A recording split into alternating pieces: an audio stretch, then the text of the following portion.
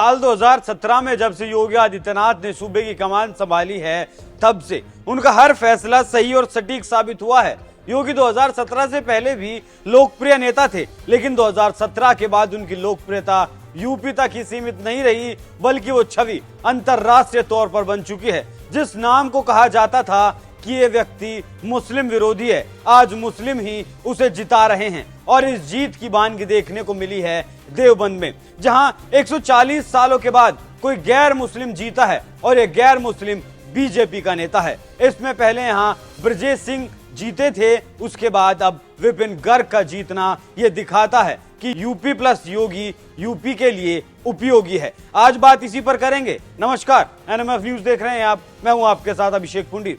ऐसा पहली बार नहीं है जब योगी ने यूपी के किसी राजनीतिक मिथक को ध्वस्त किया हो, बल्कि इससे पहले वो कई बार इस मिथक को नेस्तानाबूद कर चुके हैं। ये जीत सिर्फ एक जीत नहीं है, बल्कि जीत से बढ़कर है। देवबंद में किसी गैर मुस्लिम का जीतना ही अपने आप में बहुत बड़ी बात है और इस जीत में योगी का अहम योगदान रहा है। ऐसा ही कारनामा योगी ने रामपुर में भी किया था, जहां आजम खान के किले को अभेद किला कहा जाता था। रामपुर विधानसभा के बाद सहारनपुर के देवबंद नगर पालिका में बीजेपी ने 75 सालों का रिकॉर्ड तोड़ दिया। देवबंद की सीट पर बीजेपी के विपिन गर्ग ने आजादी के बाद पहली बार कमल खिलाया और 140 सालों में पहली बार कोई हिंदू यहां से चुनाव जीतने में कामयाब हुआ। ये मामला इतना लाइमलाइट में इसलिए आया क्योंकि ये इलाका मुस्लिम बहुल है और कहा तो बहुत कुछ जाता है इस इलाके के बारे में, वो बताना शायद ठीक नहीं होगा। और दूसरी बात, ये जगह इसलिए भी विश्वविख्यात हो जाती है क्योंकि मशहूर इस्लामिक शिक्षण संस्थान दारुल उलूम भी इसी देवबंद में है और जो मदनी बंधु हैं वो भी इसी मदरसे से आते हैं। अरशद मदनी, जिन्होंने कहा था कि सब आदम की औलाद हैं, मनु की औलाद हैं, वो बयान काफी विवादों में भी रहा था। ये कई बार विवादित भाषा बोल चुके हैं। एक और बात जो सबसे जरूरी है, सहारनपुर जिले से तमाम आतंकी भी पकड़े जा चुके हैं। इस इतिहास को बाद में खोलूंगा, पहले आपको बताता हूँ विपिन गर्ग के बारे में। विपिन गर्ग ने करीब 5000 वोटों से जीत दर्ज की। हारने वाला उम्मीदवार सपा का था, नाम है जहीर फातिमा। विपिन को यहाँ 22,659 वोट मिले, वहीं जहीर फातिमा को 17,959 वोट मिले। वहीं बीएसपी के उम्मीदवार को 7,079 वोट मिले और कांग्रेस के कैंडिडेट का तो हाल बेहद ही खराब रहा, उसे सिर्फ 483 वोटों से ही संतोष रखना पड़ा। आपको बता दूं कि देवबंद नगर पालिका का गठन अंग्रेजों ने 1884 में किया था, तब से इसके अध्यक्ष पद पर मुस्लिम उम्मीदवार ही जीतता आया है। हालांकि कुछ अपवाद जरूर रहे जब किसी हिंदू ने अध्यक्ष पद की कमान संभाली, लेकिन चुनकर वो कभी नहीं आए। मीडिया रिपोर्ट्स के मुताबिक साल 1989 से जनता के सीधे मत से नगर निगम अध्यक्ष, नगर पालिका अध्यक्ष और नगर पंचायत अध्यक्ष आदि के चुनाव होते आए हैं। इससे पहले चुने गए पार्षद या सदस्य अध्यक्ष चुनते थे। इस सीट पर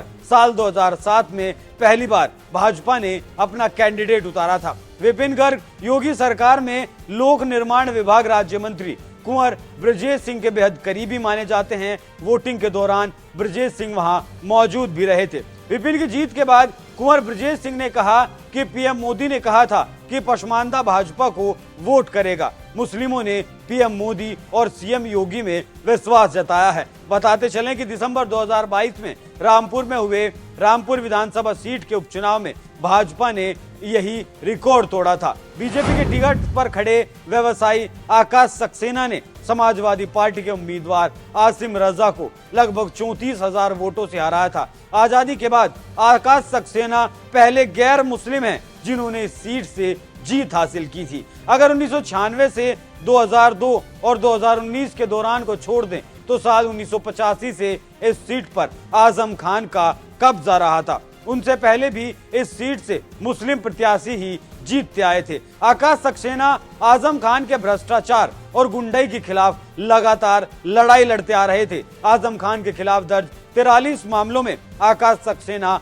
पक्षकार भी हैं। आजम खान को जेल की सजा के बाद उनकी विधानसभा सदस्यता गई तो रामपुर सीट पर उपचुनाव हुआ। तब बीजेपी ने आकाश पर ही भरोसा जताया था। आपको ये भी बता दूं कि अगर आपको याद हो तो योगी सरकार में मदरसों का सर्वे करवाया गया था। इस सर्वे में हजारों मदरसे बिना मान्यता के संचालित किए जा रहे थे और विश्वविख्यात दारुल उलूम भी उसी लिस्ट में शामिल था। इस मदरसे का रजिस्ट्रेशन यूपी मदरसा बोर्ड से संचालित नहीं है। इस शहर का नाम बदलने की भी मांग लंबे वक्त से चली आ रही है। देवबंद की बजाय यहाँ का नाम देवव्रंद करने की कवायद लंबे वक्त से चल रही है। कई हिंदू दल इसकी मांग पर अड़े हुए हैं। इस बार इस मांग में संजीदगी भी देखने को मिली है और विधायक ब्रजेश सिंह भी इस मामले को लेकर काफी संजीदा हैं और वो भी इसमें बार बार इस मामले में आवाज उठा रहे हैं। ये इलाका काफी संवेदनशील माना जाता है क्योंकि देवबंद शहर में मुस्लिम आबादी ज्यादा है और देहात के इलाकों में हिंदू आबादी ज्यादा है, तो इस वजह से इलाका बेहद ही संवेदनशील रहता है। फिलहाल यहाँ विधायक भी बीजेपी से है, हिंदू है और दूसरा अब चेयरमैन भी हिंदू बन गया। तो अब देखने वाली बात होगी कि आगे होता क्या है। जाते जाते सुनिए अरशद मदनी ने क्या कहा था और उस पर जैन मुनि का क्या कहना था। साथ ही बताइएगा आप इस खबर पर क्या राय रखते हैं, हमें कमेंट करके ये जरूर बताएं। मुल्क की तारीख ये है क्या अल्लाह ने, ओम ने इसी धरती के ऊपर मनु को उतारा है। मनु यानी आदम को उतारा है।